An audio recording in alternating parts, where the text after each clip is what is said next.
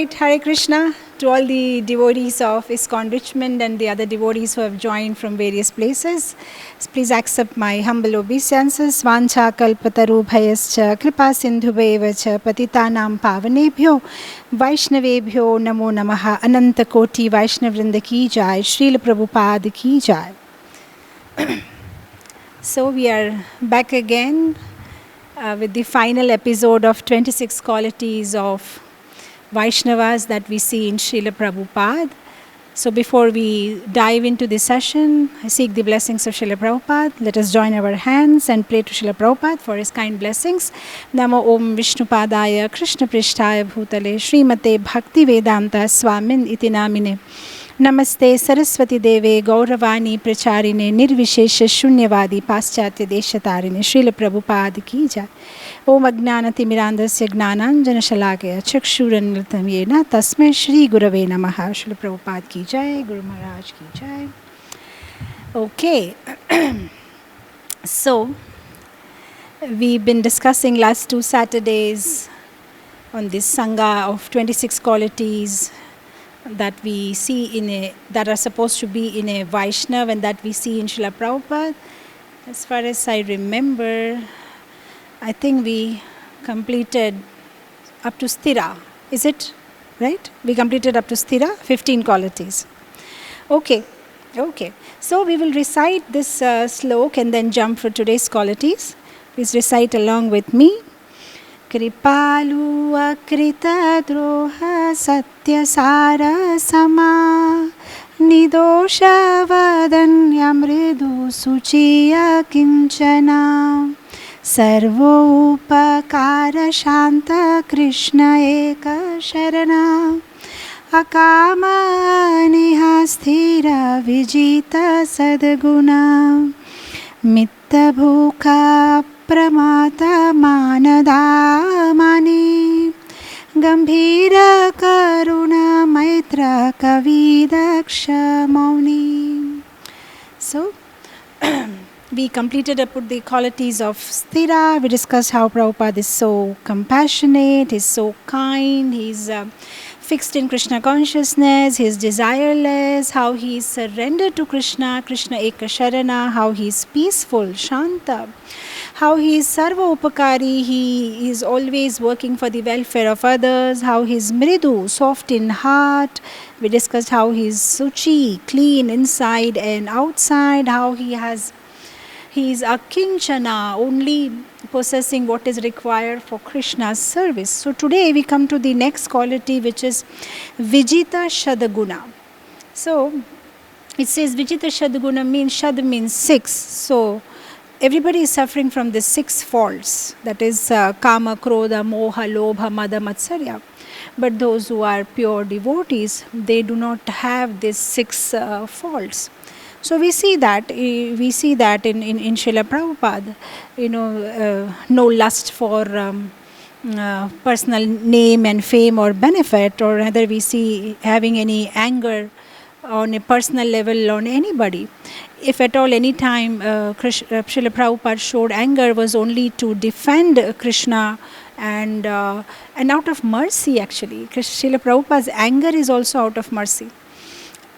I remember hearing of one pastime of how once Srila Prabhupada used to have this mock fighting with his disciples to train them how to argue with the karmi people, with the atheistic people. So they will have one of the devotee will act as if he is an atheist. So he will ask questions to Prabhupada and Prabhupada has to answer and defeat. And that way they used to learn. So at one point when this mock fighting is going on, Srila Prabhupada is going on saying fool and rascals. So in between the disciples said, Prabhupada, you argue, that's all right. But why do you have to use these words fool and rascal? And Prabhupada is in full foam and full anger, And because he's in middle of these arguments, and then he looks at the disciple and he says, because I love you, rascal. Again he says rascal, because I love you, rascal. So that anger is also coming out of love. Sometimes you see for our children also, you show anger on them, but you love them. You're showing anger because you're not able to tolerate that. How can you make such a mistake, or how can you hurt yourself? So that we see. So those who are Vaishnavas, though these qualities are something that we are made up of as a human being, but as a Vaishnav, they dovetail these qualities in Krishna's service. So even if they get anger, they get angry on those who are atheistic, or even if they have kama, then they have that desire to serve Krishna, right? So say that for our own purpose, we don't make much endeavor. But for Krishna's purpose, we do akhila cheshta, do as much as possible, right? So when we are trying to do something for Krishna, then that passion is dovetailed into, Krishna's sevas, then it is termed as bhakti. So here we see Vijita Shadguna in Srila Prabhupada, you see whether he even lobha, lot is lobha. Lobha means greed. So didn't Prabhupada exhibit greed? He did. When the devotees used to come, explaining about the book scores, he used to say, very good, double it next time. And then when they come with double, he said, very good, now double it.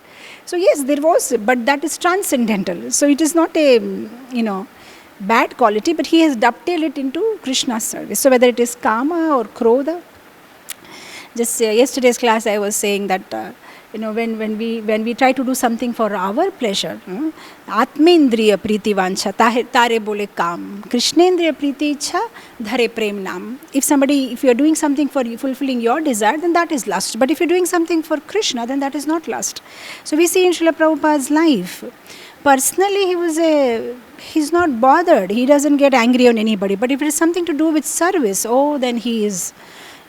I remember one pastime of how when in the final days when Prabhupada was not feeling well, sometimes he used to sit on the terrace of that Prabhupada house which we see in Vrindavan, small beautiful terrace. He used to sit there for translation. So once it so happened that usually the disciples, they come on shift basis. Suppose somebody has to work from morning 9 to this much, and then other secretary comes in, and then from he has to work for another 6 hours, then another secretary comes in. So usually Prabhupada starts translation in the middle of the night. He takes rest, and then at 10 o'clock or 11 o'clock he starts his translation. So what this secretary did is he set up everything in the terrace, Prabhupada's desk, whatever, and Prabhupada's spittoon where he spits, and the water and the dictaphone and the light on the table, and everything is set up, ready. And he took Prabhupada there. Prabhupada is sitting, started translation, he paid obeisances and he left. Because he thought now the next secretary will come, the rota system, now the next person will come on duty. Maybe that devotee never turned up, maybe he slept, he never turned up. So Prabhupada was all alone, he was translating. Now when Prabhupada is translating on the terrace, from the Vrindavan ISKCON temple guest house, there are windows. So there are some devotees who are sleeping there. So from that window, they can actually see Prabhupada. So for them, it's like really nice when they are sleeping. Sometimes they are turning this side, that side, and they keep seeing Prabhupada. Now when this devotee was sleeping, in the middle of the sleep, he just turned this side and he saw Prabhupada. And what he saw is, it was raining heavily. And Prabhupada was sitting there and he was drenching in the rain and there was nobody there. And Prabhupada was very weak and feeble. He was not able to move himself or get up and go downstairs. So he's just sitting like that. And it's raining. The water is coming on him. So then this devotee, he jumped, from guest house. He just kept all the way running, jumping. And then he woke up whoever the secretary and they went and then they took Prabhupada and they almost carried him down from that terrace coming down. Now, what I found interesting was that devotee's realization. He said when we were doing that, the Prabhupada was not shouting, Prabhupada was not getting angry, Prabhupada was not anxious. There was no reaction. Prabhupada was singing, Jai Radha Madhava. He's just singing and he's in his own world. Maybe he's thinking something, completely. He's not in that bodily consciousness also. So then he was just, I remember one place I was reading that how, I think where was that I was reading in this book. I think I read this in this book called Swamiji by Stephen Rosen, about Brahmananda Prabhu's accounts with different pastimes with Prabhupada. I think that place I read this pastime where one devotee was asking Prabhupada that how come, we do one time Nirjala Ekadashi, we become so weak, Prabhupada, but sometimes you eat, sometimes you don't eat, sometimes you are completely on juice. How do you manage? And at that time, Prabhupada said, I am a living proof that soul is not dependent on body, body is dependent on soul, So, during this incident, when we hear these pastimes, we understand Prabhupada is completely not on the bodily concept of life. He's completely on the level of soul, So here we see Vijita Sudgana, whether it is Lobha, Kama or Mada. See, Mada basically means madness, or Mada also means a kind of intoxicated by personal achievements, Mada is like kind of a madness or ego. But you see, I remember one pastime where one devotee, I think it was Satswarup Maharaj, yes, I read it in his book, 26 Qualities. He was saying that in the 1968, he started the center in Boston. And then after 1 year, he came to meet Prabhupada in New York.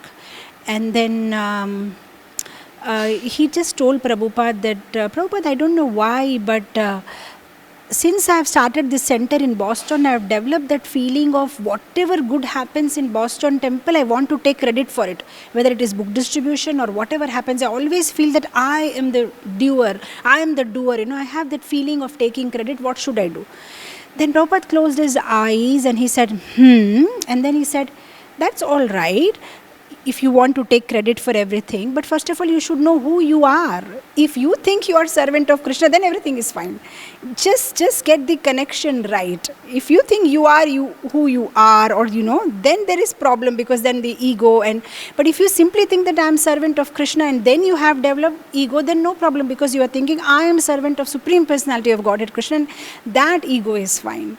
So we see that, and Prabhupada, personally, he had no such desire that he should be respected or something. But of course, to train the devotees, sometimes he was, expressing or manifesting anger, which is just like an anger of a parent. Like I remember one pastime where there was one Prabhuji, I forgot his name. He was a Sanskrit editor. So every time he's going into Prabhupada's room and he's coming out from Prabhupada's room, because he has some doubts to clarify. So the system is, every time he goes inside Prabhupada's room, he pays full Sakshat Dandavat Pranam, and then again he asks his doubt and then goes out. So he did it for 15 to 16 times. So the 17th time when he came, he thought, again I have to do the whole Dandavat Pranam, and I have so many questions to ask. So he just touched his hand to the floor and put it on the head, a shortcut. And Prabhupada immediately stopped him. He said, why shortcut? Do completely, do properly. And then he said, all right, Prabhupada. So he did again full Dandavat Pranam, and then Prabhupada said, that's correct. That is the way you have to do. So see, somebody who just looks at the outset may think, what is this? He's expecting so much respect. But it's not like that. It's just that he knows that if they pay obeisances to me, it's they who will be purified, it's they who will be benefited. So we see that, in Srila Prabhupada, that just for training, sometimes he manifests anger. One of my very favorite pastime I like about Tamal Krishna Maharaj. Tamal Krishna Maharaj, we all know, was loved by Prabhupada, and he was one of his favorite disciples. So once it so happened that Tamal Krishna Maharaj used to have all the keys to Prabhupada's almari and the locker and all the expensive things that they used to keep. And Tamal Krishna Maharaj is holding that bunch of keys in his hand, and he's going in and out of Prabhupada's room, and he's talking something to Prabhupada, then paying obeisances, coming out, because he was doing his secretary job. At one point it happened that when Tamal Krishna Maharaj paid obeisances, the keys he left on the floor. And he paid obeisances, he just started walking. Now Prabhupada's servant who saw that, he immediately picked up that keys and he ran behind Tamal Krishna Maharaj, said, Maharaj, you have forgotten your keys. And Prabhupada stopped him. Hey, don't do that. Come, give me those keys. Prabhupada took those keys and he hid the keys. And after hiding the keys, he said, call Tamal Krishna. So Tamal Krishna Maharaj came, and then Prabhupada said, Tamal, can you give me my sapphire ring? It is there in the locker. So Tamal Krishna Maharaj said, definitely Prabhupada, I'll just get it. So he went, but there is no keys. Keys are with Prabhupada. So he's searching everywhere. After 15 minutes, he has not come back. So Prabhupada asked, go and call him. After 15 minutes, Prabhupada called him. So he said, what happened? I asked you to give my ring. He said, Prabhupada, some guests have come, so I was just giving them prasadam. Just now, give me 5 minutes, I'm just coming. So, but he never came. After that, Prabhupada again called him. And this time he was like, Prabhupada, give me 1 minute. I'm just going and bringing. Then what he did, Prabhupada's servant, who was just watching all the entertainment because he knows who has the keys. So he ran behind Tamal Krishna Maharaj. So he didn't reveal the secret. He's just enjoying the whole hangama, what's happening. So then Tamal Krishna Maharaj looked at him and said, Prabhu, can you help me? Because I don't know where I kept the key. Can you just look everywhere? Now this devotee is really enjoying the whole hangama. So he said, well, I have lots of services, Prabhu. I'll just come back. And Maharaj will come back. And he left. Finally, third time Prabhupada called him, and then Tamal Krishna Maharaj came, and Prabhupada asking that, what happened? I'm just asking you to give my ring. And before even Tamal Krishna Maharaj trying to give another excuse, Prabhupada took out the key, threw the key on him and said, this is what I call is nonsense. This is nonsense. Why can't you accept that you lost the key? Just accept. This I don't like.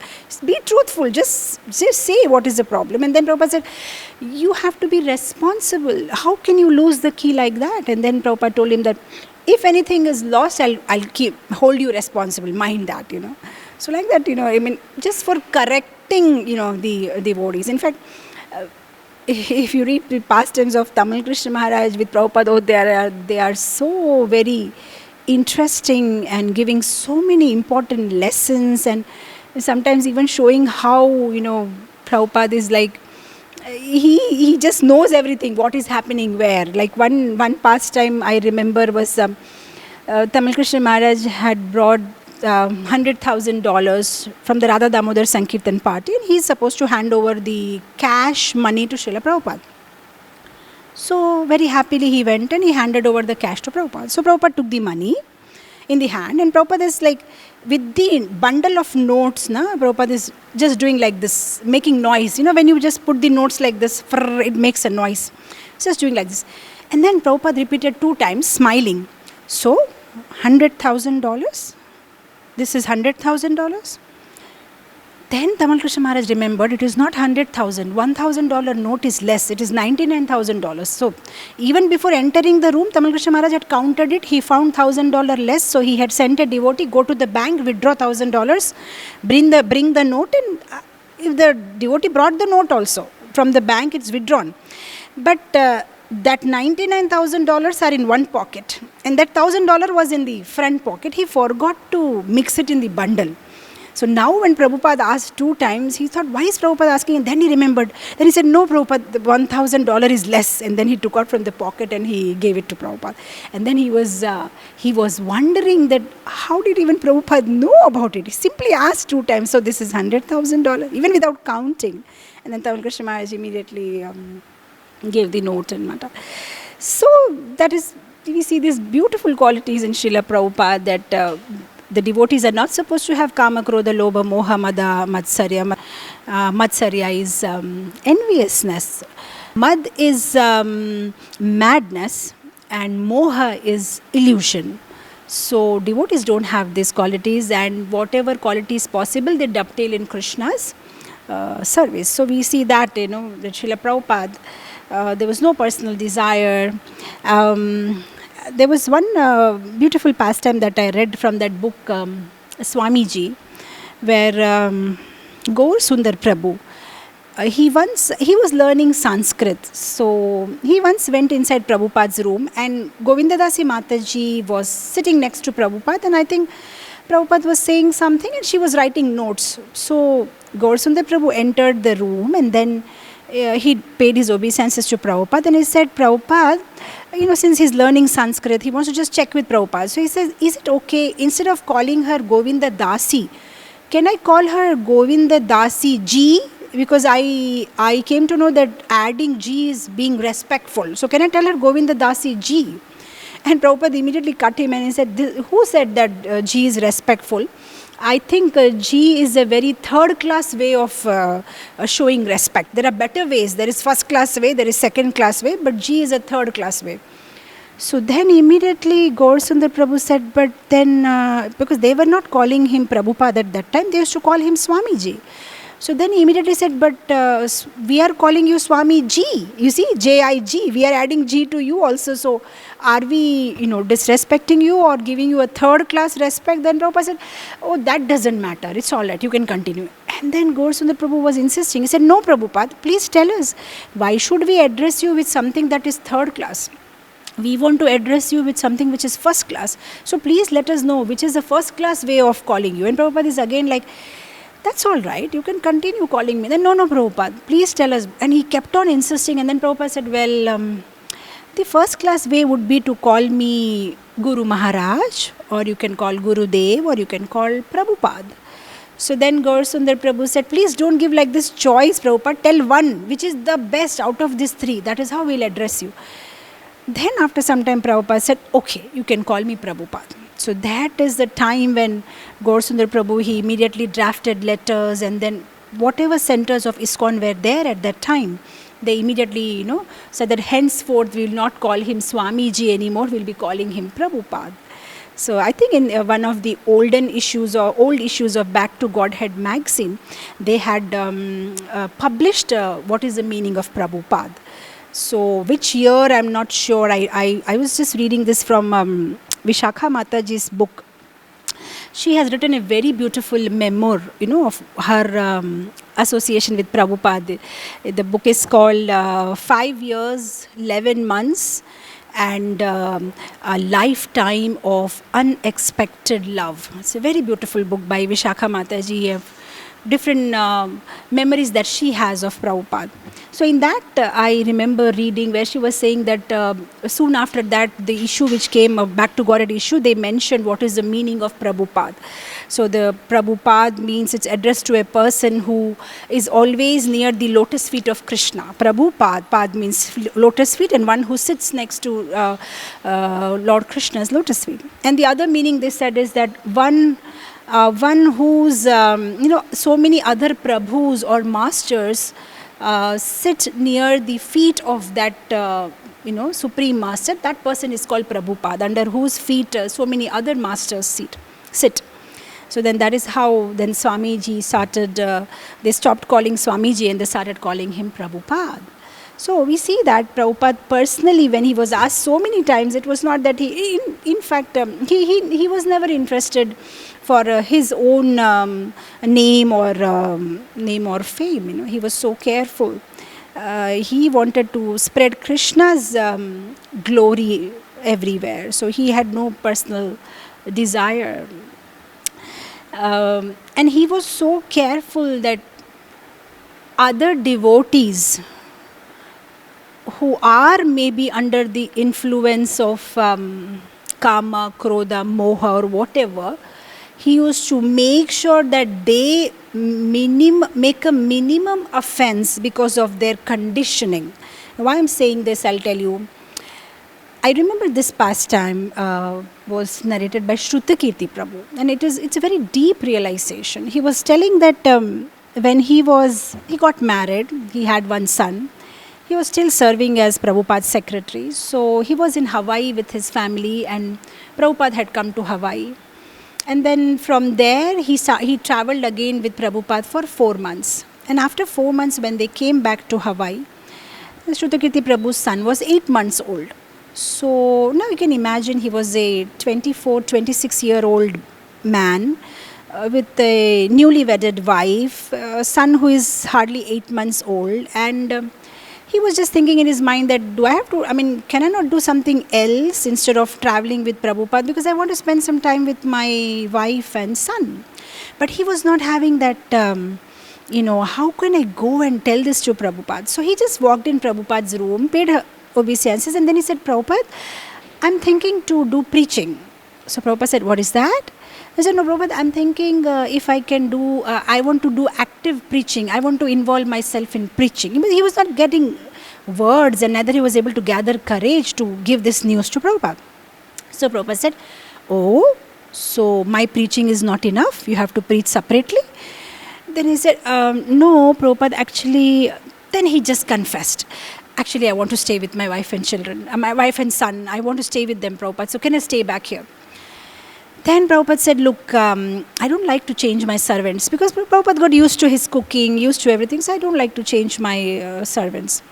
But then he was insisting, and then Prabhupada said, fine.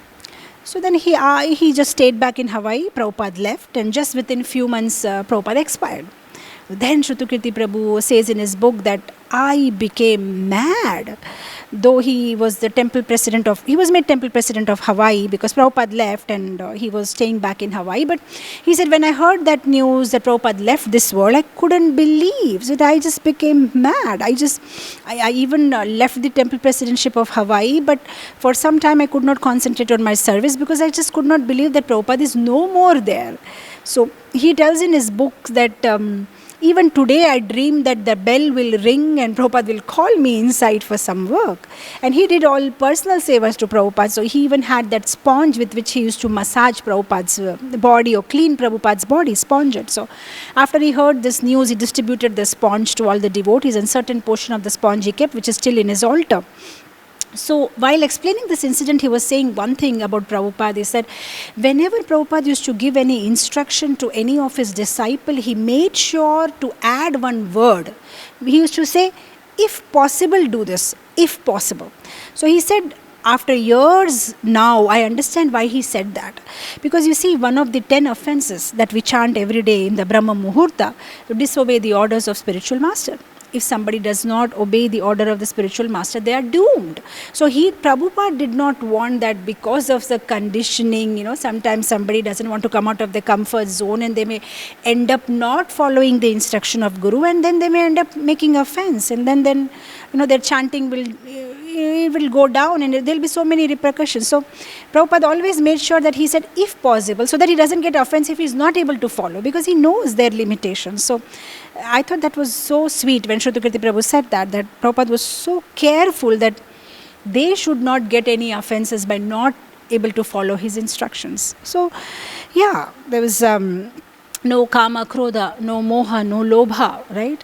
In fact, Yadubara Prabhu was telling that when he first shot a movie with Prabhupada, so he went and told Prabhupada that, Prabhupada, we want to take, we want to shoot you in different angles, like you are translating, you are taking prasad, you are chanting, you are walking, all that we want to shoot. So Prabhupada said, what is the need? For what?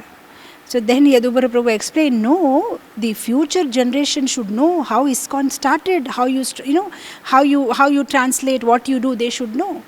So then Prabhupada said, all right, if you feel so, if you think it is required, then you take. But personally, he was not having anything, oh, very nice, you're going to shoot me, all right. So lights, camera, yeah, action. And then one thing Yadubara Prabhu mentions, he says that when we were shooting Prabhupada was translating. So the books are like this. Prabhupada, that famous photo we see Prabhupada having hand on the dictaphone. So he said devotees don't understand how that photo was taken. There were big, huge lights on Prabhupada, set up, and such a big camera, and we are all there. But Prabhupada was completely not conscious about it, that the camera is on, the light is on. He was so deeply immersed, in his own, translation, what he was doing. And at the end, the shooting is over, and the shooting is over. He's not bothered what they are doing. He was completely detached. So Yadubara Prabhu, being an expert video photographer, he said, I have not seen anybody like this. Anybody will be little conscious that the camera is on, the light is on, Oh, he was just so much into. So Vijita Sadguna, we see that, Srila Prabhupada did up till he's a pure devotee. He never had any such, any such bad or any such quality. And we as devotees do have kama, krodha, moha, mada, matsare, but we can try and dovetail into Krishna's service. Because we may not be able to remove them totally from, because we are all conditioned in that way in this material world, influenced by the three modes of material nature, but at least we can dovetail by using our senses in serving Krishna. So coming to the next quality, mitta bhuka, says that a devotee has this quality of mitta bhuka. Mitta bhuka means he eats only that much which is required. So he doesn't eat too much, neither he eats too little. Whatever is just required, that is what the devotees do. And then we saw that in Prabhupada's life. he did encourage lots of nice prasadam and feast, but not for sense gratification. The whole purpose was that because it is Krishna's prasadam, it purifies them, it purifies their consciousness, and that way they get connected to Krishna, because Krishna's mercy comes in so many forms. It comes via his books, via his devotees, via his darshan, and also comes via his prasadam. So he knew that anyway they are engaging their senses in eating tasty food outside. If the same senses are engaged in eating prasadam, stomach full, then definitely their senses will be purified. So he did encourage devotees to eat well, but at the same time he did not appreciate when devotees ignore their service, or were not doing their services properly because of overeating. I think I told this story about how once the devotees overate and they slept and they never came for Mangalarti, and one of the episodes I was telling, and then how Prabhupada woke them up. There was also another incident which happened in the Sydney temple. Every single day they were making one new variety, because they wanted to learn to make good varieties of prasadam. But then what happened, that the devotees started overeating so much that some of the devotees from Sydney temple wrote a letter to Prabhupada that so much feasting is happening every single day that devotees after taking their lunch are not able to get up also from the temple room. There only they're washing hand and sleeping off. Then Prabhupada immediately wrote the letter that stop that, once in a while you do it during festival, but not every single day making different varieties. So also at the same time, if somebody was not eating completely also, Prabhupada used to correct them. Like Pradyumna Prabhu, who was Prabhupada's Sanskrit editor. So it so happened that because of taking lot of good prasadam, sometime in the afternoon he was feeling drowsy and he was not able to do his service properly. So he completely stopped taking prasadam. He was just taking some almonds and milk. So one day Prabhupada found out, he saw in the morning everybody is taking prasadam, and he said, where is Pradyumna? So they said, he's in the room, he doesn't take prasadam. Then Prabhupada called and asked him that why you're not taking prasadam. He said, Prabhupada, this is the problem, I'm feeling drowsy. The Prabhupada said, no, don't completely avoid, take little, don't overeat at the same time, don't completely stop taking prasadam. You should eat whatever is required. So it's very important. It says in Bhagavad Gita also that we have to regulate our sleeping, regulate our eating. So those who are Vaishnavas. See, again, having spoken about this, because ISKCON is a kitchen society. We started with the kitchen, we started with prasadam, and in our movement, prasadam is very, very important. So many questions comes, when you say mitta bhuka, some devotees say, but how do we know that we are overeating, or how do we know what is overeating? Right? So the thing is, this question was asked by Satsarup Maharaj to Srila Prabhupada, and Prabhupada said that you should eat that much, as much you can easily digest. Then that is your quantity. Because why I'm mentioning is, see, sometimes for you maybe 4 chapatis is good.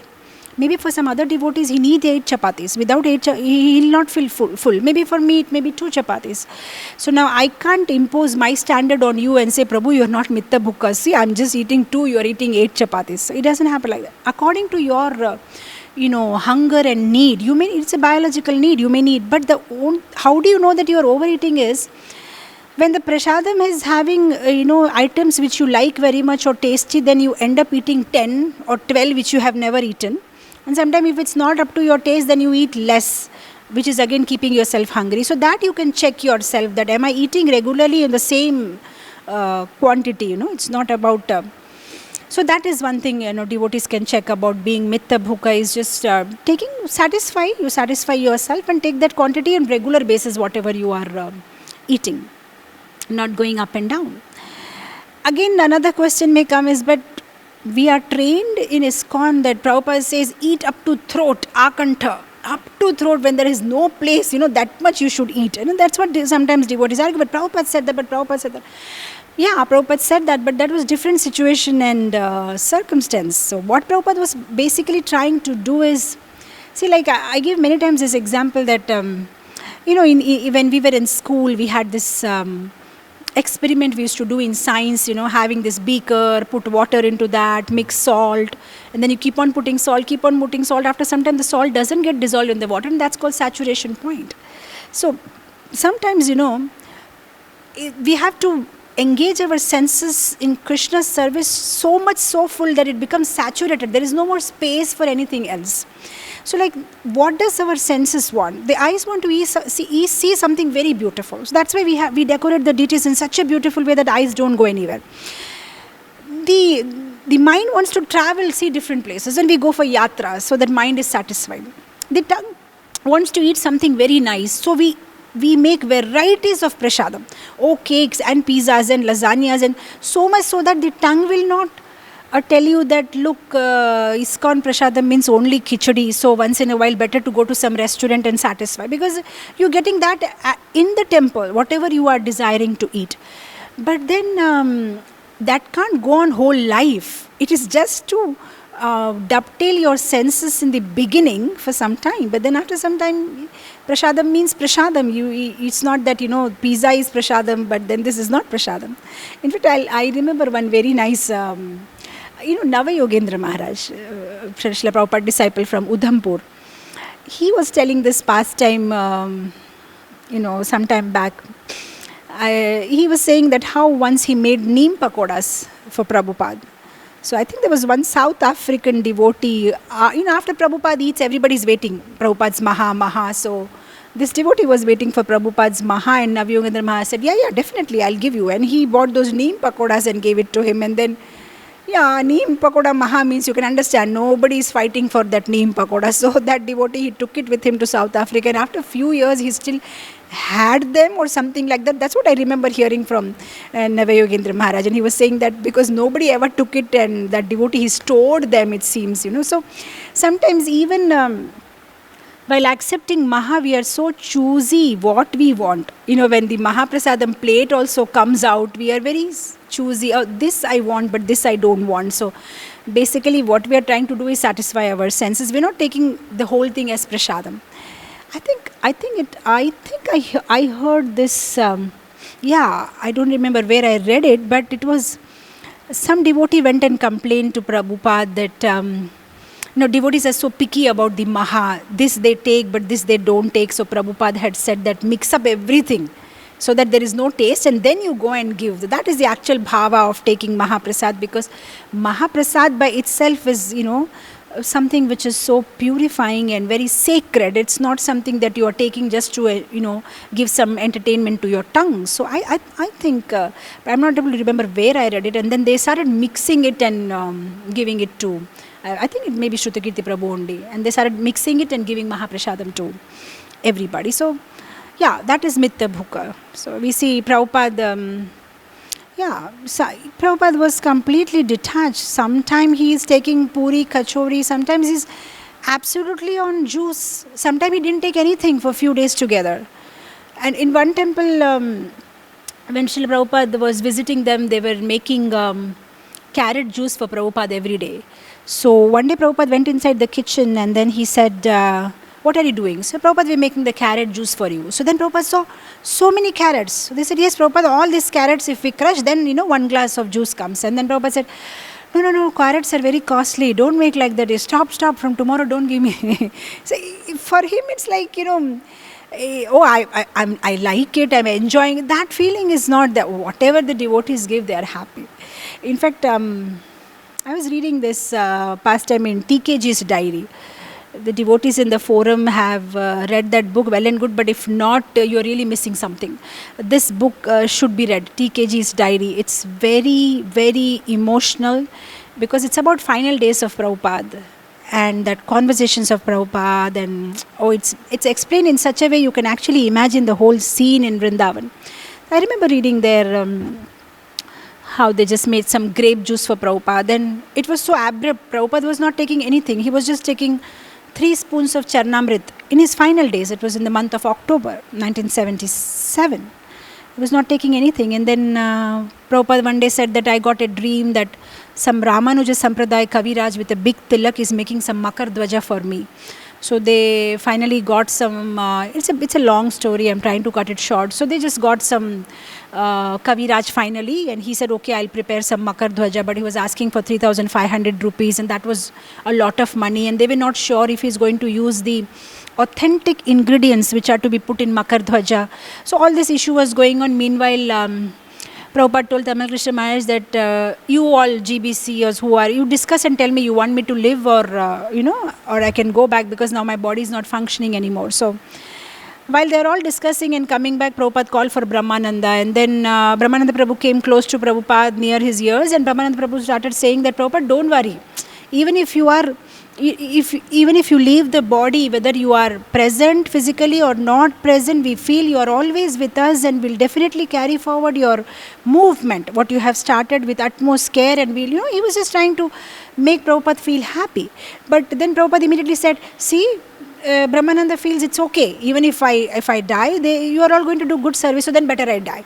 Then all the GBCs were looking with anger on Brahmananda that, what is this statement you made? See now what Prabhupada is saying. But he didn't mean it. What he want to say is just want to make Prabhupada feel happy. Then afterwards, Tamal Krishna Maharaj comes and says, I discussed with all of them, and all of them feel that we need you, Prabhupada. We can't live without you. We need you at least for another 10 years. Please don't go away. And then very casually Prabhupada said, oh, is it? Okay, then bring some grape juice. Now last few days he hadn't eaten. He was just on Charnamrit. So and then suddenly he said, okay, fine, bring grape juice, I'll take it. And immediately he just took, one glass of complete grape juice, and that's it. Okay, so next day he took some strawberries, next day. So he's not interested. He's not this body, he is soul. But whenever, whatever required, just to continue Krishna's service, he's ready. So sometime he'll eat, sometime he'll not eat. But definitely nothing like us. For us, prasadam is complete gratification of the senses, which we are definitely trying to dovetail by offering it to Krishna. But yeah, this is so. As a devotee, how can we be mitta bhuk? Is take Krishna prasad and slowly and steady try to maintain the same quantity of prasad instead of sometime overeating and sometime. See, even in the life of Goswamis, though Raghunath Das Goswami, he made sure that the devotees during the Panihati festival got Akantha prasadam as much as they could eat. But if we see personally in Raghunath Das Goswami's life, he was not taking, when he was in Vrindavan, he was just taking 1 cup of buttermilk. Some 100 ml, 150 ml buttermilk every day, that's what he was taking. But when it comes to feeding devotees, they want to feed. We see in case of even Rupa and Sanatan, Rupa Goswami had no interest in taking some palatable prasadam, but when Sanatana Goswami was supposed to visit him, then Rupa Goswami got a desire that I want to feed him with sweet rice.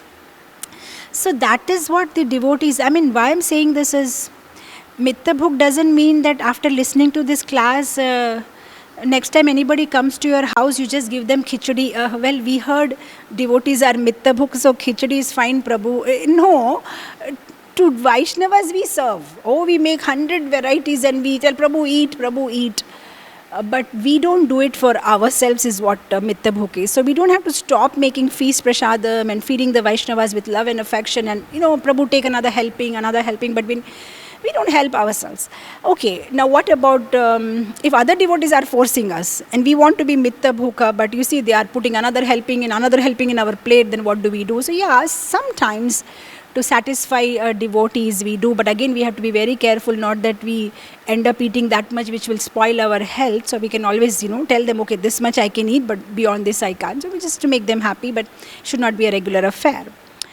So yes, the next quality is apramata. Apramata means not intoxicated by material pleasure. And in Satswarup Maharaj's book, he explained about this quality, saying that Prabhupada did explain about this quality in one of his lectures, where he said that one who is working and living in this world just to maintain this perishable body is pramata. But a devotee is apramata. That means the goal of his life is not to eat, sleep and be merry. The goal of his life is not to slog 10 to 5 just to feed this belly or just for the basic needs of life. A devotee has higher goals in life. He wants to serve Krishna. So apramata means he doesn't work for food and shelter. He has higher goals in life and he wants to serve Krishna. So yes, we see in Prabhupada's life, his whole life was centered around serving Krishna. And he also made sure that the other devotees also serve Krishna according to their individual capacity. It's not that everybody can build big temples or do hundreds and thousands of books distribution or make a lot of people devotee, but whatever they can do according to their capacity, they should do. Otherwise, their life will become pramata, simply eating and just somehow maintaining the material body. I remember reading this from Bhurijan Prabhu's book, My Glorious Master, where Bhurijan Prabhu says that I once went to Prabhupada's room and I gave him $100 traveler's check. Prabhupada was happy. Then again after 10-15 minutes I gave another $100 because I felt, that was very less. So I gave another $100 traveler's check. And he said that you should have seen that look on Prabhupada's face and the way he gave such a big smile and his eyes became big and he's like, more check, as if like appreciating that, wow, you're giving so much money. And then Bhurijan Prabhu said that, but in my heart, I was amazed that why is Prabhupada appreciating me so much, because just a couple of days ago, Tamal Krishna Maharaj gave Srila Prabhupada $20,000 check from Radha Damodar bus travelling Sankirtan party. And Prabhupada did not smile. He just looked at him and he said, only 20,000? So he was not happy. He wanted more. And here I am, I'm just giving a $200 check and Prabhupada's giving such a big smile. More check, you are giving more check. And then Bhurijan Prabhu writes his realization that, I understood. Prabhupada is like Ramachandra. Just like Ramachandra appreciated the squirrel according to the squirrel's capacity, and the elephants and Hanuman did according to their capacity, but Lord appreciated everybody. So maybe Tamal Krishna Maharaj's capacity is more. So Prabhupada is not happy with $20,000. He wants more from him. And then Bhurijan Prabhu he takes a very humble position and he says, maybe my capacity, giving 200 also, maybe Prabhupada thought that, he has worked hard, or okay, this is great service. So Prabhupada was so kind, he never made anybody feel that according to one's capacity, he managed with them how to motivate somebody. Okay, your capacity is this much, this is your goal, you have to achieve that. Or your capacity is this much, you have done better. So this is Prabhupada's quality. He made sure that devotees are also not pramata, they are apramata. They should have a higher goal in life. It should not be only about, whatever is your capacity, try to do something for Krishna. Try to make the use of your human form of life in some or the other way. Don't simply waste in eating and sleeping. Whatever you can do, try to come out a little more, push yourself a little more from your comfort zone and do something better. Next quality is manada. Manada, these two qualities, manada and amani, is those who are pure Vaishnavas. They don't expect any respect. Our Trinadapi Sunichena verse, which we are singing every day, and they want to give all respect to others. They don't expect any respect from others, whereas they want to give all respect to others. And that we see in Srila Prabhupada's life. Whenever anybody was trying to give him any kind of credit, he simply doesn't take. He says, no, it is all because of you. I remember one pastime I read is, in Hamburg, there was this devotee called Sadashivadas, and his service was to massage Prabhupada. So once during massage, Prabhupada is telling him that, Sadashiv, can you pray for me to Krishna? So he's shocked, because Prabhupada is a pure devotee. So while massaging, he's saying, Prabhupada, I can, but I don't think it will work, And then Prabhupada says, why will it not work? You are a devotee. Yeah, you can pray.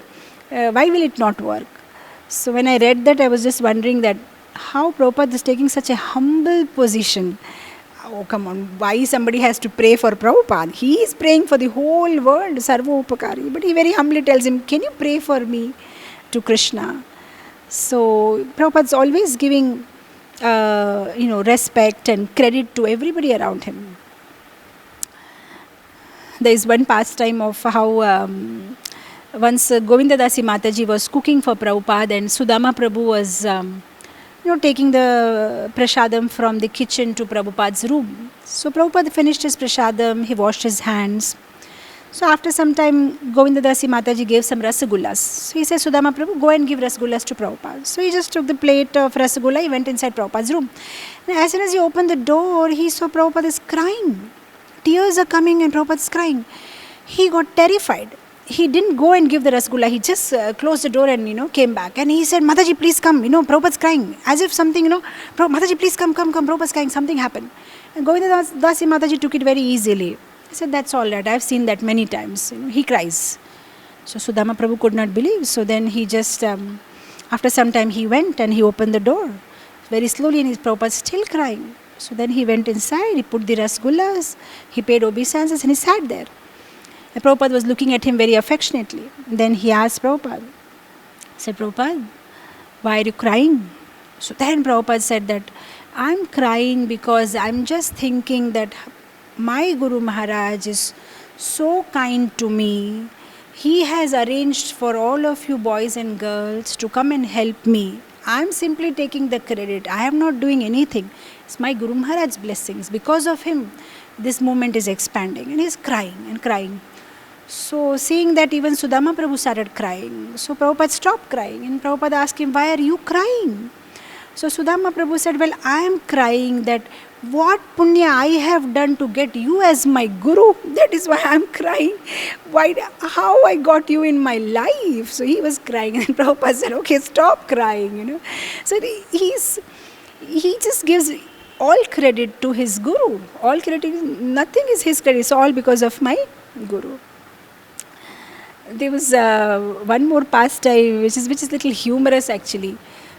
See, going with Prabhupada on morning walk is something every devotee's dream in ISKCON in those days, because not everybody had that privilege to go on a morning walk with Prabhupada. It was like the privilege of the few, maybe some sannyasis or senior disciples.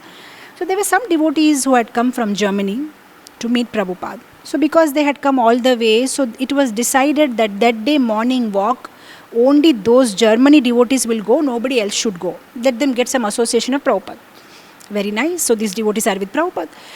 Now, they're very anxious because they never thought they'll get like that chance, because they only saw those photos of morning walks with Prabhupada, but they never thought someday they will be there in that place and actually having a morning walk with Prabhupada. So they're walking. The walking has started. Prabhupada is walking with them. They don't know what to talk, what to start, what to ask. They're so nervous. So then they saw that a helicopter is, going from above the sky. So because there is nothing to talk, they said, Prabhupada, look, that is helicopter. So now Prabhupada knows what is a helicopter. He doesn't have to be told. But Prabhupada's reactions, the humility, very smilingly he said, yes, that is a helicopter. I traveled in that helicopter. He's very innocently, not trying to taunt them or, what is this you're saying. And then Prabhupada very lovingly and affectionately told them, let me tell you something. When I went to London, Shyam Sundar, he arranged a helicopter for me from London airport to the London temple, because he wanted that I should not get stuck into the London road traffic. But you know what? Shyam Sundar arranged for that helicopter, but I had to pay for it. He took money from me. And then Prabhupada started laughing. And then Prabhupada told one very humorous story. Prabhupada was saying that, what happened once? A Guruji, he came from Vrindavan. So one of his disciples was hosting him. So Guruji said to his disciple that, I want to go for Tirtha Yatra all over India. So the disciple said, definitely Guru Maharaj, I'll organize everything, nothing to worry. So Guruji said that before we start the yatra, I'm carrying some money, kindly keep it with you safely. So he said, definitely. So after that, the Tirtha Yatra began, and they went to different places, and wherever the Guruji went with his whole entourage of devotees, this disciple had made such excellent arrangements, nice prasadam, nice accommodation, nice pandal programs. Wherever he goes, he was organizing everything so perfectly. And Guru was so happy, and he said, you are doing wonderful job. But he was so humble, he is saying, it's all your mercy, Guru Maharaj, it's all your mercy. And Guru was very happy, and after that, 1 month is over, the whole preaching tour is completed. Now Guru Maharaj wants to go back to Vrindavan, so he told his disciple, I'm very happy with you, I'm very happy with your service, so I'll be going back now, so can you return the money, what I have given you? He said, what money? He said, but the money that I I gave you to keep. Then he said, well, Guru Maharaj, with that money only I organized the whole programs and your accommodation and prasadam and everything. And then But then Guru said, but you are at least supposed to ask me and inform me. The disciple said, but I told you, na Guru Maharaj, whenever you are asking me, I told you it's all your mercy, it's all your mercy. Remember, I told it's all your mercy. That's what I meant to say, that it's all your mercy only. And Prabhupada said this story and he was laughing.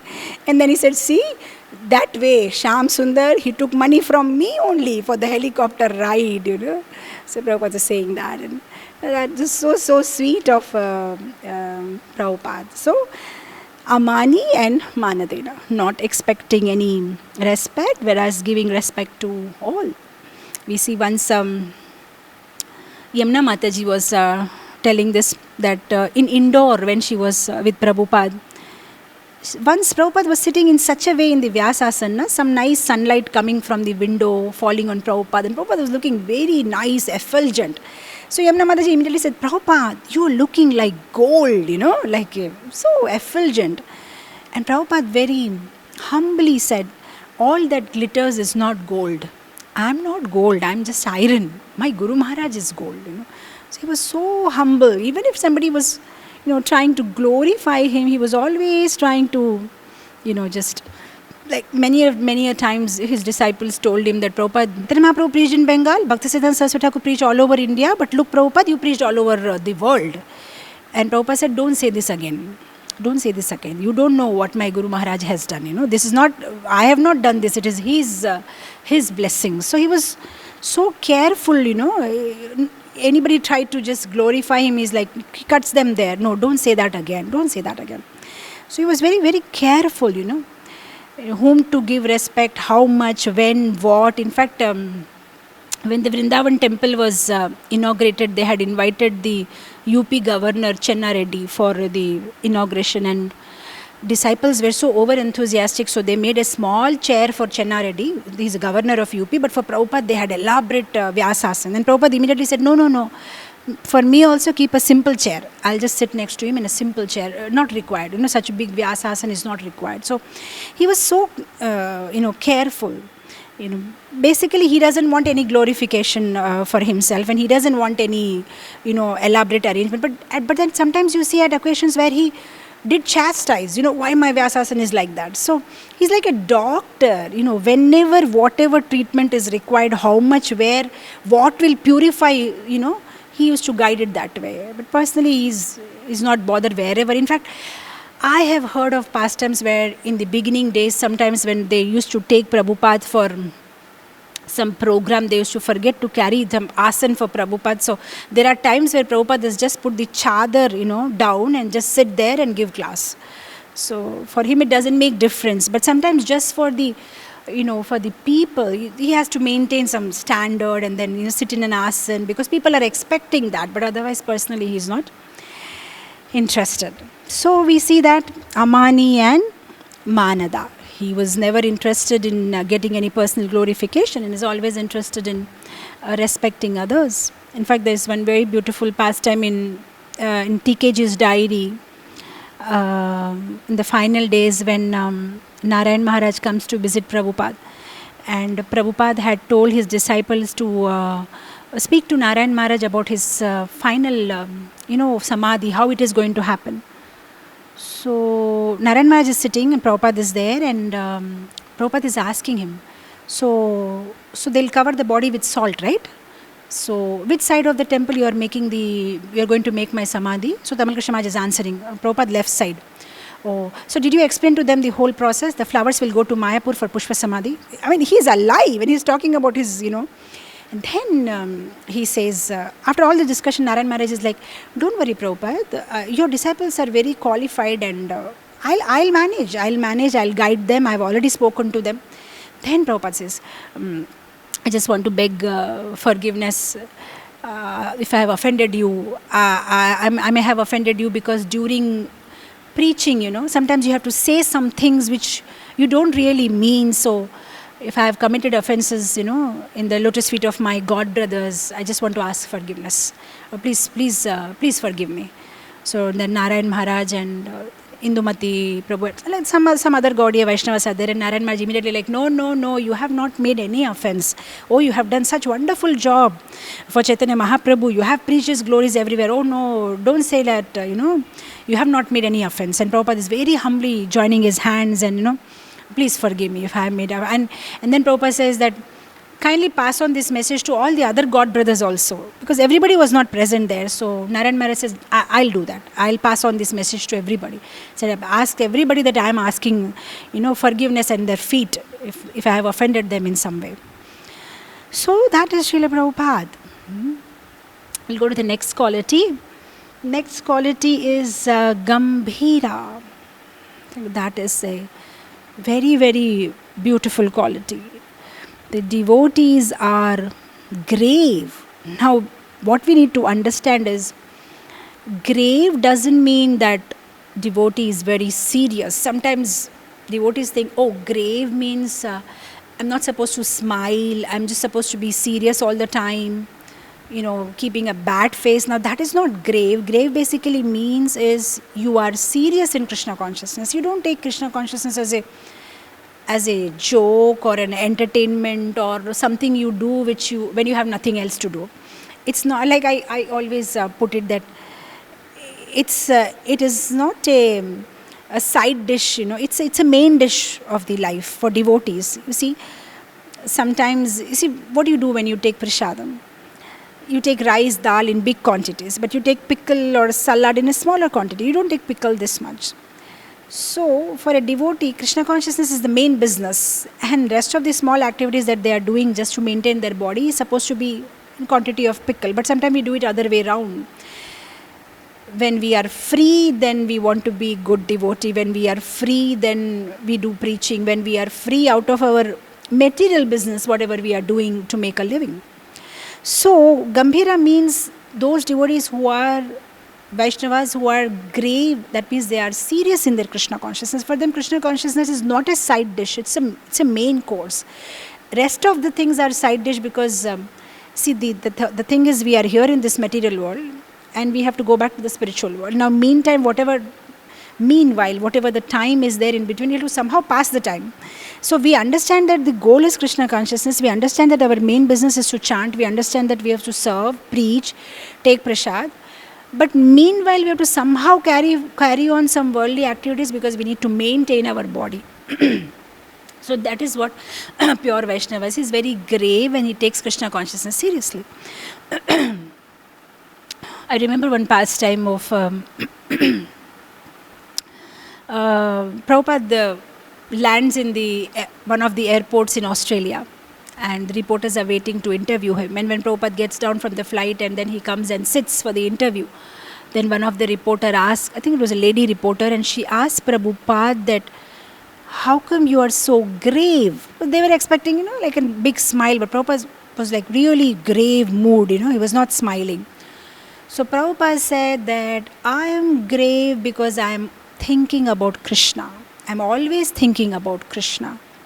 So then I think the next question she asked that then you don't smile, and then Prabhupada immediately gave a smile and said, no, it's not like that. But he said he was grave because he was thinking something in his mind when he got down. He was thinking about Krishna. So I thought that is something for us also to a take home lesson. There is a difference between being happy in Krishna consciousness and taking Krishna consciousness very loosely. So that means by saying that one has to be grave, I don't mean that one shouldn't smile, laugh, enjoy kirtan, enjoy prasadam, enjoy devotees association, be happy, jumping in joy. What it really means is that even while you are doing all this, deep in your heart, you are very serious about the process. You are very serious about Krishna consciousness, So that is what it means by being grave. And that is possible, how to get that quality in us. That is possible only when one remains connected to Krishna, when one takes the instructions of Guru very seriously, and when is in Krishna consciousness, then that gravity will come automatically. See, To give one practical example, see, when Guru Maharaj, my Guru Maharaj, His Holiness Jayapada Swami Guru Maharaj, when he comes to Vishakhapatnam, we have a makeshift kitchen for him in the guest house. So he's in room number, 201, and 206 is, we make it into a kitchen whenever he comes here. Now, whenever Guru Maharaj goes for the program, downstairs to the temple, he passes through the kitchen. Now, all the time, in the kitchen, there's lots of hangama happening, because there's lots of Matajis, and you can imagine if there are 4, 5, 6 Matajis inside, what must be happening? Oh, there's laughing and giggling and all sorts of things happening, because they're making so many varieties, they're having all fun. But every time that Guru Maharaj's wheelchair passes, at one occasion it's a suit room, 206. So I was in this room, the Matajis are there, and there's lots of giggling going on. I'm there inside with my laptop, and I'm just working on something, and then after some time I saw within a minute now everybody is like silent. So I thought, what happened? Just now I was hearing lots of giggling. So I just came and peeped. So I saw Guru Maharaj has stopped his wheelchair and everybody's like frozen because he's there. And then afterwards Guru Maharaj, he speaks something with the devotees and he left. After some time I was just thinking that they were not doing anything wrong by giggling. They were not doing anything wrong by joking, laughing and smiling. But when he comes, we stop it. So why do we do that? Because of respect. Because we respect him.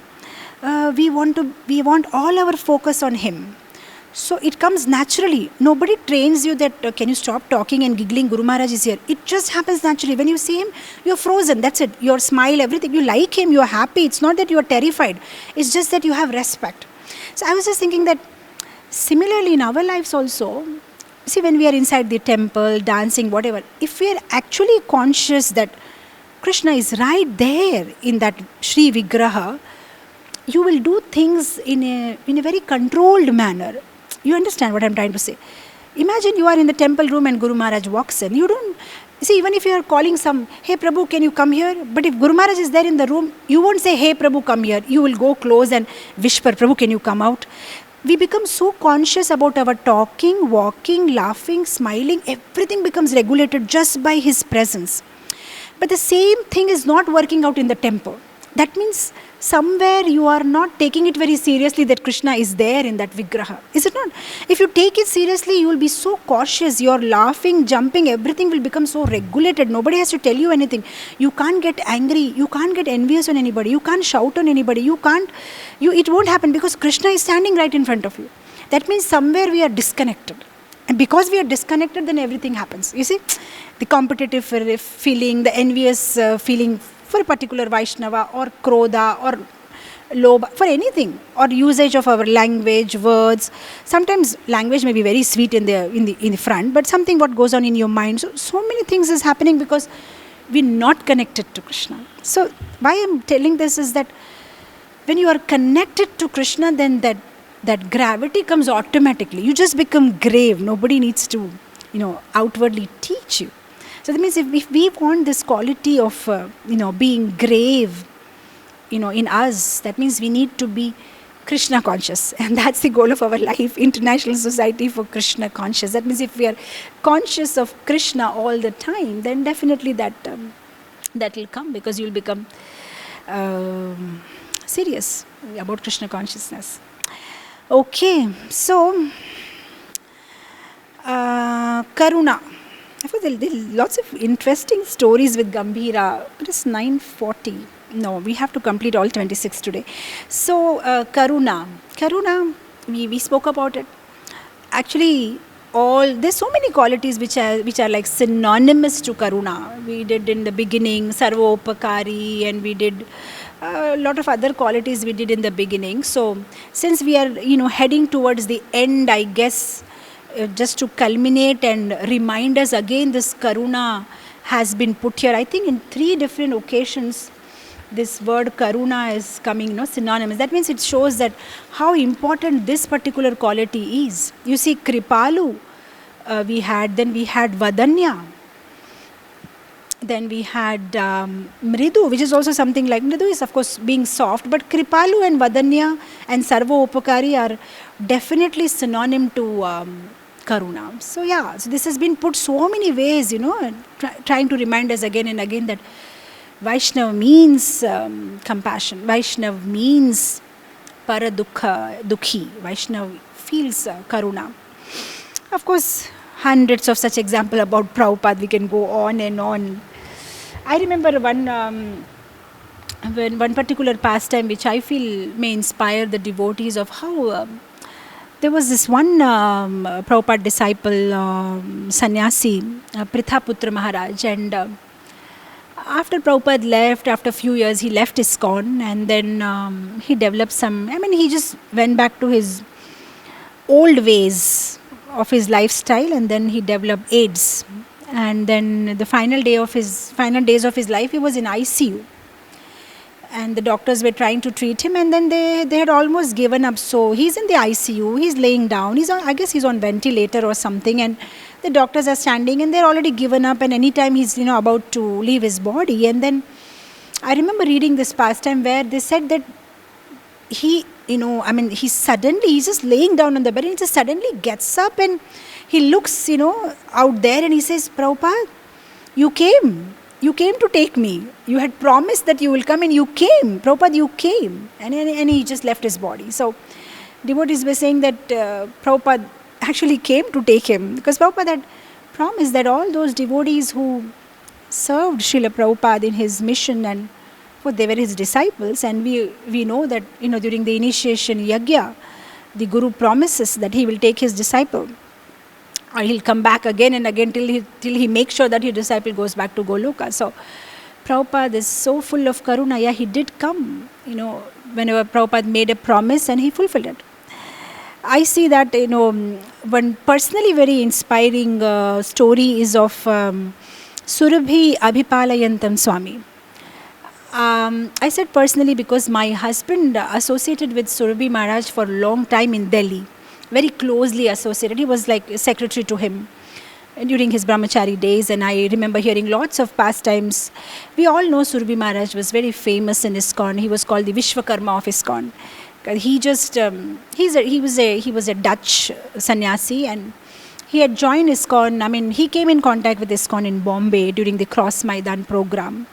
Of course, there are very, very sweet pastimes of how was his first touch with ISKCON, and how he had to pay for the taxis. And it's a long story some other day.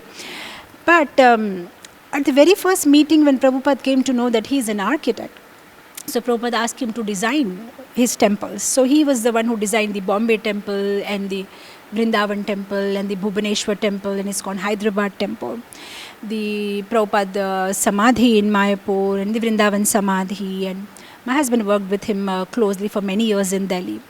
Now, why I'm personally very much influenced by this, his life story is, after Prabhupada left, for a few years he worked in ISKCON, and then I think it was in 1990s or something, he left ISKCON.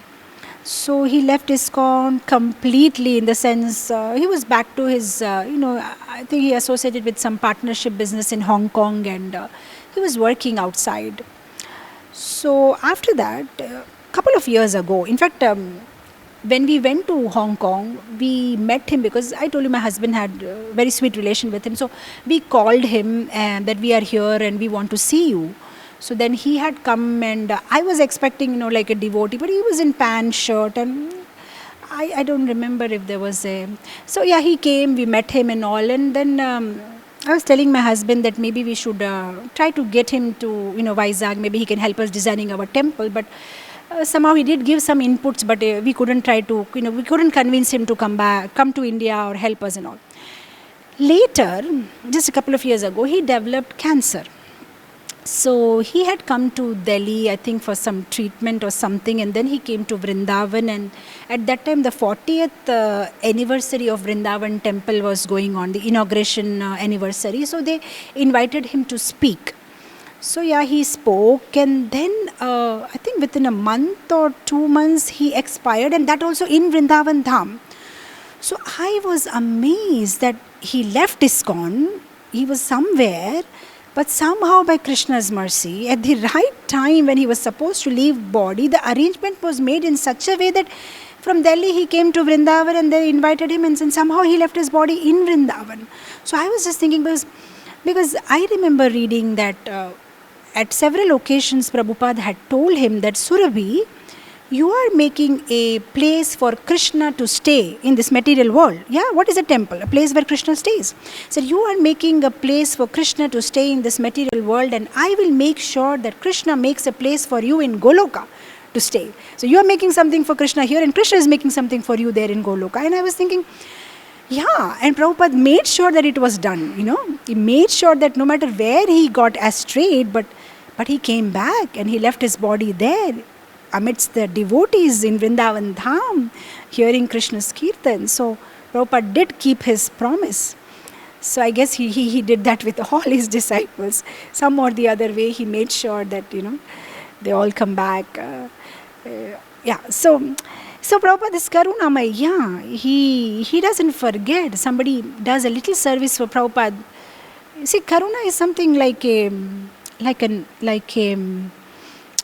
causeless mercy, because what they did for Prabhupada was maybe this much, but Prabhupada gave them more than, It's like, I remember this pastime where they printed the Chaitanya Charitamrita 17 books in 2 months, and at the end Prabhupada wrote a letter to Rameshwar Prabhu and company, I think Radha Vallabh Prabhu, and where he mentioned that for your this service, what you have done, you will go back to Goloka. So I was just trying to think that at several occasions you see that, of course it's a big service. I'm not trying to minimize their service, but what I'm trying to say is that anybody who did little service, Prabhupada gave them everything.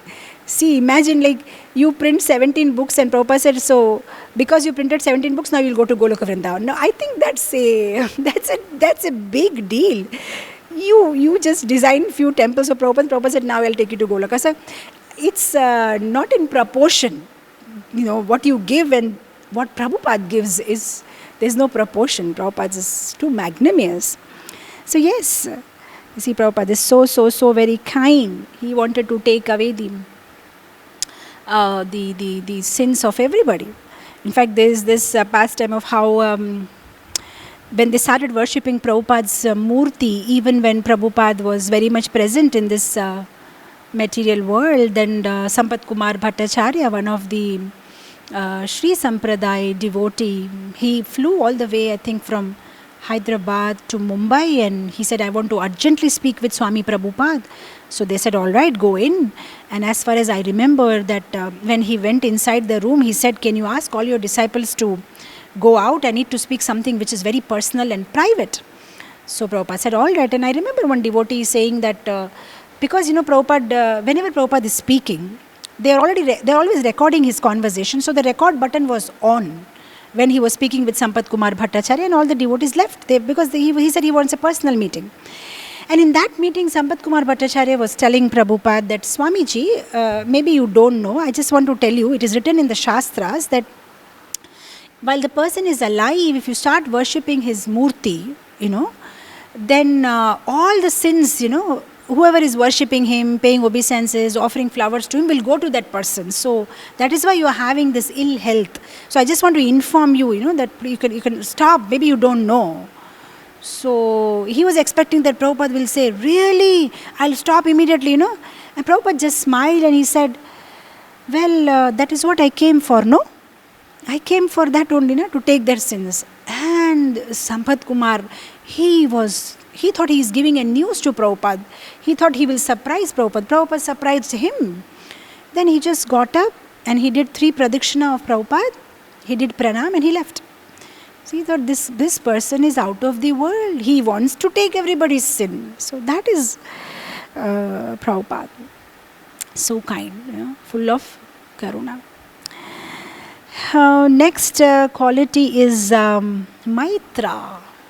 A devotee is a friend. He is a friend of all.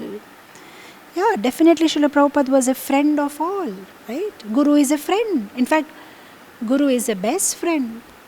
Because there are so many friends in this world. And all the friendship is based on some or the other need and greed. But the only relationship with the disciple and Guru is where the Guru wants to simply, work for the welfare of the disciple. He doesn't have any other expectation. So Guru is definitely, Real friend. Guru is a real friend. Srila Prabhupada was a real friend to everybody. In fact, I remember Guru Kripa Prabhu was telling in one of his memories, he said very, very sweetly, he said, Prabhupada was not only our friend, he was our best friend.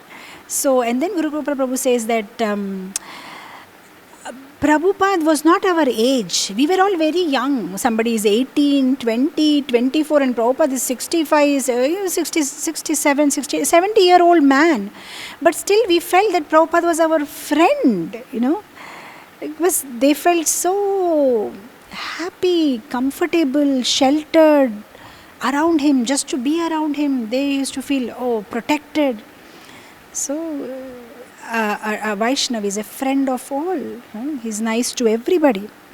And Prabhupada had that unique way of making everybody feel so comfortable.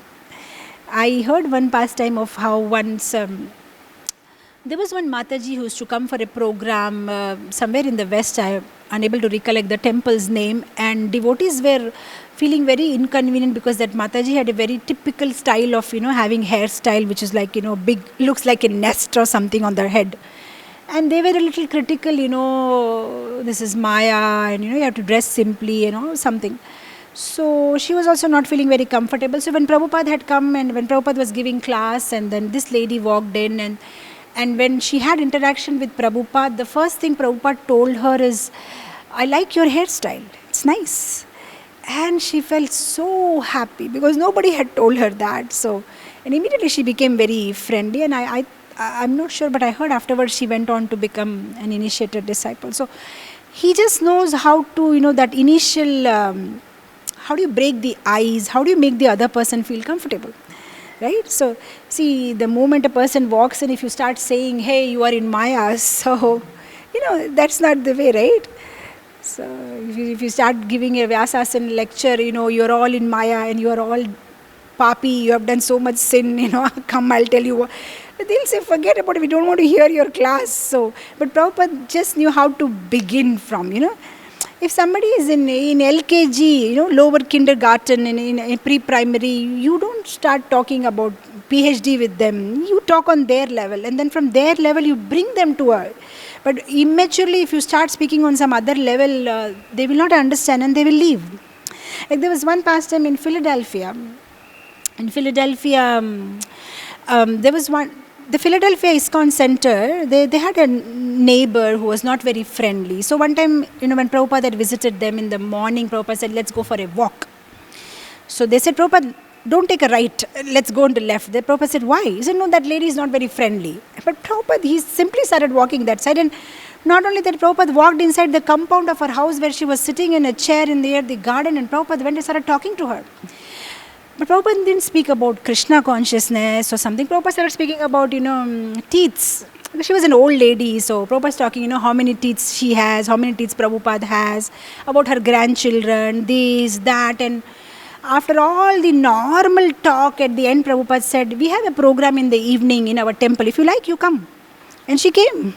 So now devotees had tried to do that, but it never worked. But when Prabhupada did that, because Prabhupada didn't start with, Krishna conscious philosophy. He just started on her level, talking something like what the karmis, what the normal people talk. Oh, how are you? How's your grandchildren? How's your health? Hair is getting white. So many other topics. And then Prabhupada took her. So, yeah, he's a friend. Prabhupada is a friend. I don't remember if I told you this past time in the previous episodes of how Prabhupada was walking on Juhu beach. Did I say that? And then how in the first time in the morning walk, and then Prabhupada said good morning to all the businessmen who were jogging and somewhere with the dogs, and I told that, and then the disciples said that, how come you are saying good morning? But next day when Prabhupada went for the walk, they were all wishing Prabhupada Hare Krishna, and then Prabhupada said, look, I started with good morning, and then they said Hare Krishna the next day morning. So so like that, Prabhupada was... I don't want to mention the name of one Prabhupada disciple, but I was hearing that once he made a statement. I was hearing it in one video where he said to Prabhupada on his face directly that I don't like Krishna. I don't like all these things, but I like you, Prabhupada. I like you. So that is why I'll do whatever you say. So we can imagine, what must have been his behavior.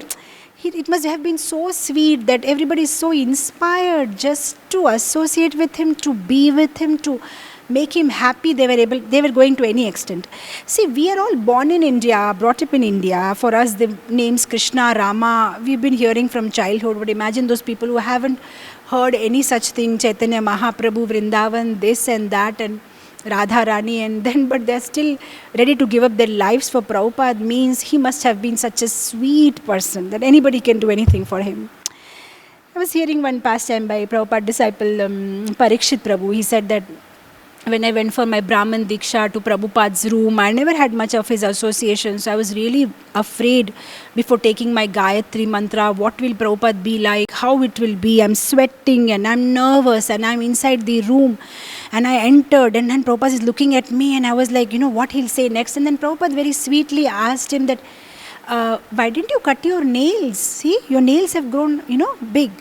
And Parikshit Prabhu says, that very moment, all my fear gone. He made me feel like a home, I can talk to him anything. It's not, because when they have not seen much Prabhupada physically, they have so many imaginations that what it may be like when you talk to Prabhupada. Prabhupada will talk something very high, I can't understand. But then Prabhupada make it so light. Oh, why didn't you cut your nails? So immediately he was like relaxed. And then he said, I felt like he's my friend. I don't have to worry. I don't have to be afraid of him. He's my friend. So yeah, Prabhupada was a friend to everybody. So next quality, Kavi. Yeah, a devotee is poetic. A devotee is poetic. So now somebody may ask, okay, Prabhupada is poetic. We know he wrote lots of poems, lots of articles. He was good at writing. In fact, his Guru Maharaj, Bhaktisiddhanta Saraswati Thakur, had given a standing instruction that if Abhay Charan is writing something, print it. That's it. He's a good writer. He was very much appreciative. So that is all right. So how do we get that quality? So somebody may say that means out of the 26 quality, this quality is not possible because I'm not poetic. I don't know how to write poet, or I can't write an article. So what? No, what it actually means by being poetic is devotee is a poet by his poetic perception. You understand? It's not that he can write rhyming poems. He's poetic by his poetic perception. That means whatever he sees, he will relate it to Krishna. That is the poem in it. You understand? That means if he sees the sun, he relates it with Krishna's eyes. If he drinks water, he knows Krishna is a taste of water. Whatever situation, circumstance, events that he comes across, faces, he can relate it to Krishna. That is what it means by being poetic, right? Like when Prabhupada came to Vishakhapatnam, so at that time Prabhupada had asked all the devotees that go and take bath in the beach, go and enjoy. So they all enjoyed, but then when they came back, Nanda Kumar Prabhu asked Prabhupada this question that, Prabhupada, we are not supposed to enjoy, we are supposed to serve Krishna, but you asked us all to go and enjoy in the ocean, so is it not Maya? How are we supposed to take it? And then Prabhupada said, no. Then Prabhupada said, when you play in the water, you understand that water is Krishna. When you look at the sun, you understand that sun is Krishna. The heat coming from that is Krishna's. So when you see, whatever you see, if you see Krishna in that, then there is nothing wrong. So that is being poetic. So devotees, whatever they do, they don't forget Krishna. Always remember Krishna and never forget Krishna. So that way they can become poetic, by the poetic perception. We'll have to run. So the next quality is Daksha. Oh, this is Prabhupada is expert. Daksha means expert. A devotee is expert. Prabhupada was expert in cooking, expert in singing, expert in preaching, expert in writing, expert in talking, expert in management, I can go on up to 11 o'clock. He was expert in everything, expert in sorting out any kind of problem. In fact, this I should share. Once Prabhupada was in Mayapur, in his ambassador, and the horn of ambassador car was not working. Now in the Mayapur, the small lanes and the villagers, they're always walking with some basket, something. If you don't put horn, they'll unconsciously walk. So now what to do? The horn is not working. So, behind Prabhupada, there was a plate, which you eat prasadam. So Prabhupada took that plate and then he started, instead of horn, he started banging that plate, dun, dun, dun. So because it's making noise, he used it like a horn. So then the devotees who were driving the car, they were laughing. Then Prabhupada said, you know what? These villagers, they will think that this is some new fashion by Westerners. They will appreciate it. They'll think this is something new, And he was just banging, and that is how he made way. So he was like, he's expert. In whatever situation, where, when, what is required, he knows what to do. In fact, my Guru Maharaj was once telling this, that how in Mayapur, while the construction is going on, the outside people, they're playing all karmi music, film music, very loudly. So Guru Maharaj, His Holiness Jayapada Swami Maharaj, he told Prabhupada, they're banging us, Prabhupada, what to do? Then Prabhupada said, you bang them. You put more loud music, our kirtan, and you bang them. So then Guru Maharaj, he got very excited. He took big chongas and he climbed up on the terrace, and everywhere he put those big chongas. And the blaring sound is coming now of all our kirtans and bhajans. So now automatically we're not able to hear their sound. In fact, they were hearing now kirtan. So like that we see Prabhupada was expert in cooking. We can go on. In fact, even the Gurukul syllabus, what to design, he personally sat with Jyotirmay Mataji and said, this has to be taught, that has, this is not required, this you teach, this you don't have to teach. So he personally did that. And even when devotees, he was a doctor, when devotees had health problem. I remember once when Gayatri Mataji from Gainesville, she had made some cake. So from all the way Gainesville, she changed 2-3 flights from there to Delhi to Calcutta, or Bombay or something. And then finally she reached Mayapur. So the cake was 3 days old. So but devotees were very happy on seeing the cake and they all overate. And next day, everybody is lying on the terrace with the stomach problem. And then Prabhupada said, no, give them Charnamrit and some Tulsi. And so, whether it was a health problem or whether it was management issue or whether it was fundraising or whether it was, he was expert, So Prabhupada was really, really expert. And what to buy, what not to buy, what to do. I mean, I can go on. With one last example, we can close this quality. When the Hyderabad temple inauguration happened, so at that time there were not many devotees who could cook great prasadam, so they had some brahmanas cook it. So after the Prana Pratishtha is over, Prabhupada said, get me a plate of prasadam. So while Prabhupada was eating, the first morsel that Prabhupada took in his mouth, he immediately called out the name. Mahamsa Prabhu was the temple president. So he said, Mahamsa, they have cheated you. They are not Brahmin. So Prabhupada said, just by eating that one morsel, he could understand that they are not Brahmins. He said, Brahmins don't cook like this. This is not cooked by Brahmin. And then, of course, afterwards when they grilled, they came to know they were not Brahmins. It was just normal caterers. So he was so expert. Prabhupada was so expert. So now we come to the last quality of the 26 qualities, Mauni. A devotee is Mauni. That means a devotee is silent. So what basically means is devotee silent means he does not speak anything but about Krishna. That is silent, not that, he keeps silence. Like I remember one pastime where, Danvir Goswami was telling this pastime that how once he was a temple president and 2 Matajis had come and they said they wanted to meet Prabhupada. So he brought them inside and Prabhupada, they wanted to speak to you. So Prabhupada said, yes. So then these ladies, they wanted to impress Prabhupada. So they said, Swamiji, last 20 years we are practicing meditation, Swamiji. We are doing dhyanam. So Prabhupada said, oh really? So after 20 years of meditation, what did you learn? So what we learned to be silent. We can be silent. So Prabhupada said, but I don't think that is a big accomplishment because stones are also silent.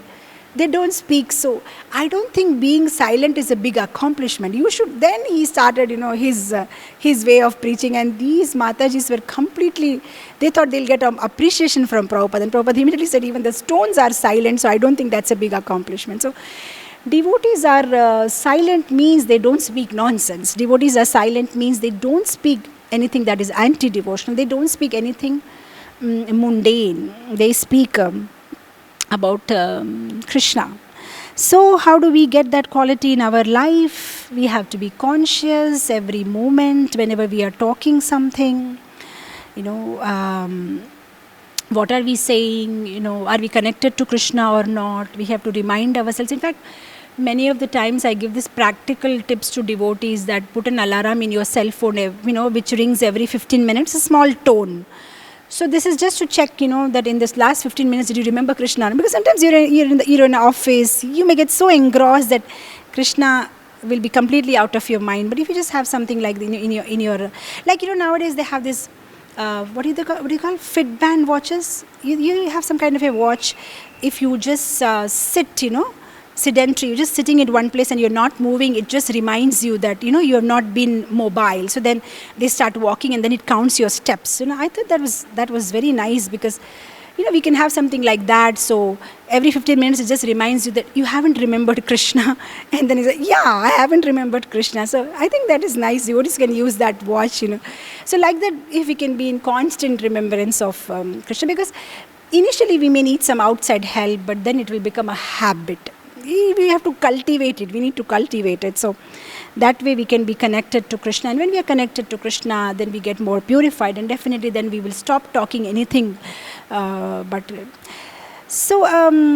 course, that doesn't mean that devotees talk only Krishna Leela. They talk things connected to Krishna also. So there is this very, very famous pastime of Prabhupada, of how he was coming from Vrindavan, from Delhi to Vrindavan. So the temple president of Vrindavan had gone to pick him up, and he was all excited that I will be driving Prabhupada from Delhi to Vrindavan all alone, only me and Prabhupada, nobody else. And Prabhupada will tell me very beautiful pastimes of Krishna and I'm going to enjoy. So he excitedly went to the airport, bought Prabhupada. Prabhupada is in the car, he's in the back, the devotee is driving. All the while he's just imagining now Prabhupada will say something. But then Prabhupada was not speaking anything. So he thought that's all right. As we city traffic, Prabhupada is thinking something. But now when we enter, the village side and Vrindavan, but Prabhupada is not speaking anything. Now almost all the temple is coming near, just maybe 15-20 minutes more. They've already entered Vrindavan and this person is waiting, devotee. Prabhupada will speak something, some pastime. Maybe Prabhupada is seeing some pastimes in Vrindavan, maybe he's meditating. Finally, when the temple was almost coming close, Prabhupada opened his mouth and the devotee was happy. Now what is going to Prabhupada say? And then Prabhupada said, cement. Prabhupada said, cement. Did you buy enough cement? Because the cement price is going to go high. So better you store something, because construction was going on. And then the devotee, he writes in his realization that, that day I understood that it's not that devotee means he'll only speak Krishna katha. He will speak anything that is in connection with Krishna seva. So here even cement was, something connected to Krishna's temple construction, Krishna's seva. So anything that is connected to devotees, seva, that is all, comes under bhakti. So that can be spoken. It doesn't have to be necessarily only Leela or something like that. So yeah, devotee is Mauni, yes. So we hereby successfully complete all the 26 qualities of a Vaishnava, though I just ran through them, and devotees should forgive me because I just touched them a little bit here and there, but it all has so many deep meanings and so many pastimes. But then, just like we say, Hari Ananta, Hari Katha Ananta, similarly the devotees of Krishna, even their pastimes are Ananta. There is, I think even if we go another 100 episodes, we can never say that we are finished with it. So I guess that is how it is. So on this completion, we just pray to Srila Prabhupada that, it was happy to, because of the devotees out there in Richmond, even I got the opportunity to meditate on Srila Prabhupada. The more we meditate on the pure devotee of the Lord, it purifies us. And these 3 Saturdays have been very beautiful, where I got the opportunity to glorify a pure devotee of the Lord. So if the devotees are happy with this 3 days katha, I just beg that they pray for me, to Srila Prabhupada, to Sri Krishna, that not only me, for all of us, that we should be able to serve Prabhupada in the way it pleases him, and we can eternally stay in his lotus feet and serve his mission. Srila Prabhupada has not left this world. He lives with those who live to fulfill his desires. So he is with us as long as we are in that consciousness and we have that desire to fulfill his desires of fulfilling his Guru Maharaj's instruction of spreading Krishna consciousness all over the world. So thank you so much, devotees. Srila Prabhupada ki jai. Hare Krishna.